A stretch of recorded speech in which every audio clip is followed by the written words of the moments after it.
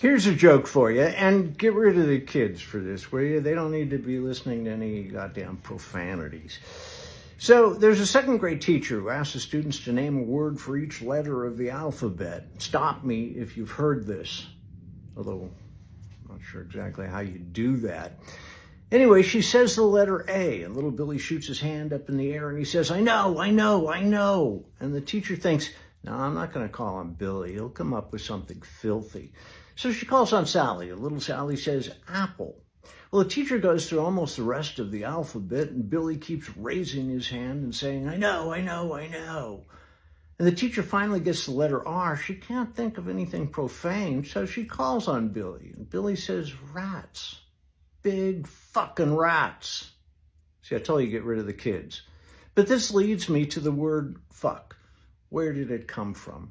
It's Russ Woody again, whether you like it or not, with another vital historical fact. And if you have been having trouble getting hold of a copy of my new book, Son of a Bitch, on Amazon.com because it's out of stock, please go to russwoody.com.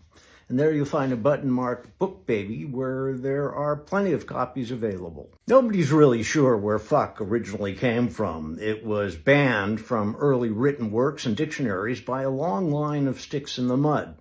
One thing that it is not an acronym, which you hear quite often. One of the most common beliefs is that during the Middle Ages, couples supposedly needed royal permission to do the old in and out.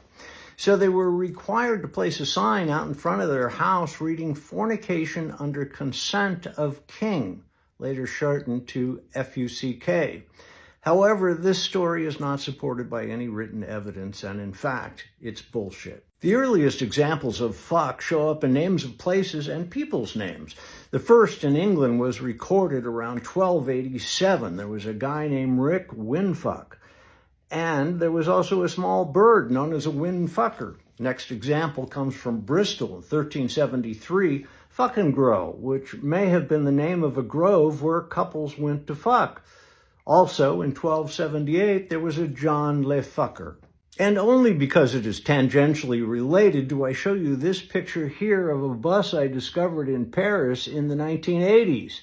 Yeah, that's me next to the fucker bus. And if you look real close, you can see that the front of the bus says fucker.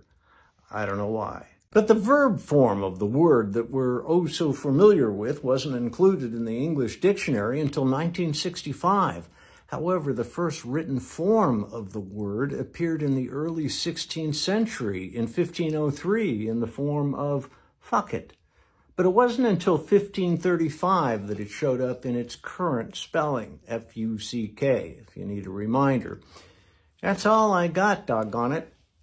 And no, I don't know where doggone it came from, and I don't fucking care.